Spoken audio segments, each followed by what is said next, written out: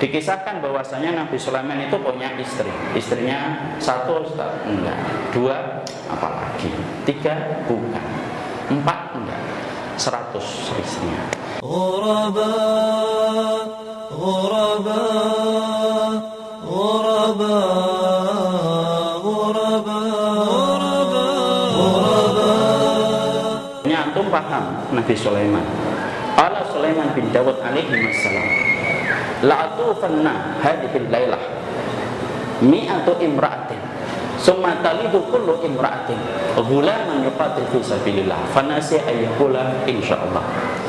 Ada sebuah hadis yang disampaikan Nabi dalam satu riwayat Bukhari menggambarkan bagaimana fahamnya para nabi ketika mereka punya misi dalam keluarga.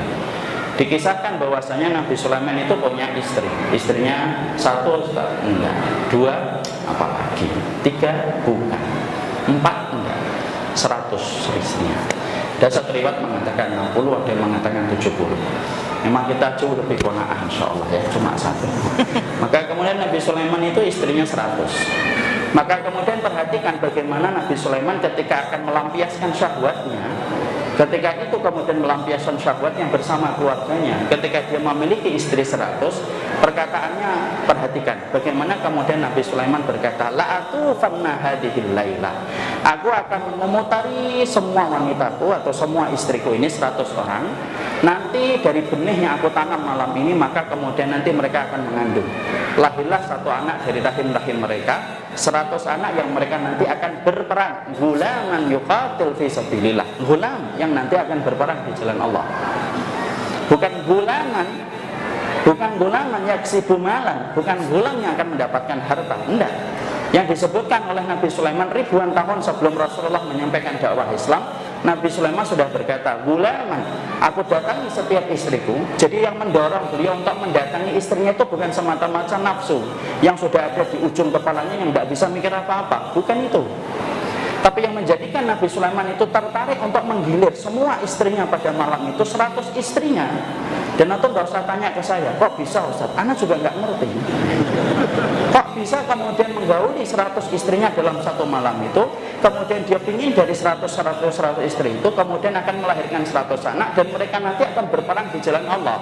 Cuma Nabi Sulaiman saat itu kepleset, khilaf ketika beliau lupa untuk mengatakan insya Allah. Akhirnya anak yang dimiliki cuma satu, itu pun setengah manusia. Ini kalau setengah manusia, antum nanti baca perkataan Imam Nawawi panjang lebar. Tapi disitulah kita akhirnya paham bahwasanya di dalam keluarga itu ketika kita memiliki visi besar, yaitu adalah menjadi keluarga yang dipertemukan di dunia dan di akhirat. Kalau tidak paham misinya apa yang harus dilakukan, ya repot. Akhirnya apa? Banyak keluarga kalau ditanya sakinah, mawaddah, warahmah, tapi tahapannya bagaimana? Tidak ngerti. Makanya inilah yang menjadikan setelah kita paham misi besar kita, visi besar kita, maka misinya adalah menjadikan bagian dari keluarga kita adalah bagian dari lokomotif panjang. Bagaimana keluarga yang kemudian kita miliki kemudian nanti menegakkan kalimat Allah. Makanya Nabi kemudian menyampaikan dan menegaskan perkara itu. Mungkin antum pernah mendengar apa yang pernah saya sampaikan dalam riwayat Imam Ahmad. Nabi pernah bertanya kepada para sahabat, atadruna manir rutub fikum. Kalian ngerti nggak siapa orang yang mandul di antara manusia itu? Kemudian para sahabat menjawab, mala auladun lana ya Rasulullah, fima makna. Orang yang tidak punya anak ya Rasulullah. Kemudian Nabi mengatakan, la ar-rutub min ummati, bukan itu. Yang mandul di antara umatku itu bukan yang nggak punya anak. Dia punya banyak anak, tapi bisa jadi banyak anak yang dia miliki. Lalu kemudian dia sendiri, lam yuqaddim min auladihi syai'an fisabilillah. Dia tidak mempersembahkan anaknya satupun yang dia miliki untuk berkontribusi untuk agama Allah. Sedikit pun agama Allah itu tidak mendapatkan kontribusi dari keberadaan anak yang banyak yang dia miliki. Itulah yang mandul. Jadi hadis itu riwayat Imam Ahmad dalam derajat yang hasan, itu ngomentari saya, ngomentarin antum.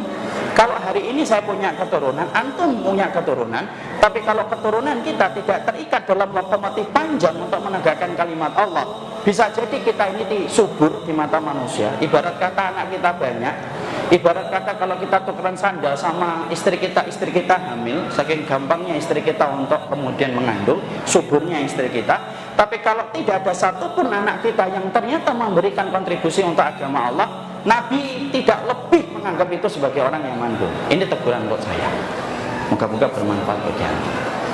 Kenapa Nabi mengkaitkan ini? Karena sesungguhnya Nabi tahu betul misi dalam sebuah keluarga yang dibangun bukan hanya persoalan biologis yang harus disalurkan, bukan hanya persoalan syahwat yang harus ditumpahkan pada rahim yang halal, bukan hanya itu, tapi ada sebuah misi besar yang harus terwujud, yaitu adalah bagaimana setiap keturunan yang dimiliki oleh mereka bisa memberikan kontribusi untuk agama Allah. Nah, itulah yang membebaskan kita dari sifat mandul ketika kita punya keluarga. Nah, itulah yang kemudian kita akhirnya paham. Berarti omongannya Nabi ada keterikatan kuat dengan apa yang disampaikan oleh Nabi Daud ribuan tahun sebelum Rasulullah hidup. Itu hiduplah Nabi Sulaiman bin Daud, dan ternyata sama.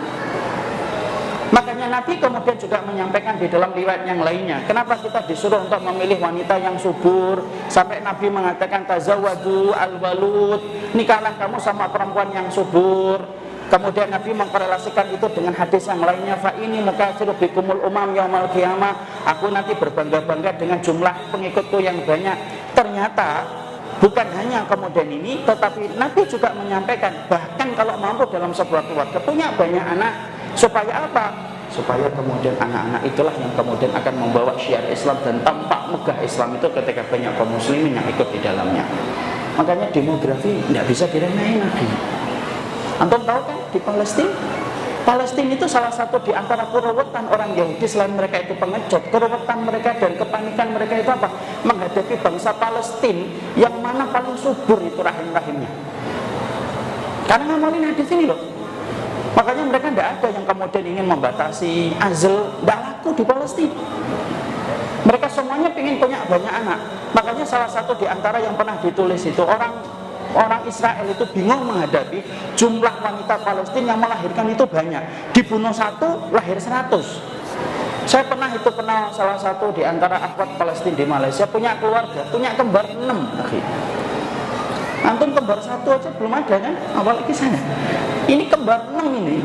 Kenapa? Ternyata ada kaitannya dan ada korelasinya begitu kuat ketika Nabi kemudian mengatakan, maka nikahilah wanita yang subur. Loh, sampai kemudian melampiaskan syahwatnya itu pun tidak pernah lepas kaitannya oleh Nabi dengan bagaimana perjuangan. Karena kalau kita punya banyak pengikut, orang yang kemudian membawa syiarnya Allah dan Rasulnya banyak akhi, maka itu merupakan satu kekuatan yang tidak bisa diremehkan dan tidak bisa dipandang sebelah mata. Makanya kemudian Israel bingung untuk ngadepin Palestina itu, dibunuh satu, dirudal satu, dinuklir satu keluarga, lahir itu kemudian 3, 4 pada jam yang sama, detik yang sama, di rumah sakit di lainnya, di belahan wilayah yang berbeda. Makanya disitulah kita akhirnya paham, itulah sebuah konsep dan misi keluarga di dalam Islam. Makanya ketika kemudian kita tidak memahami konsep yang semacam ini, saya khawatir bahwasanya ini akan menjadi sebuah kebingungan kita.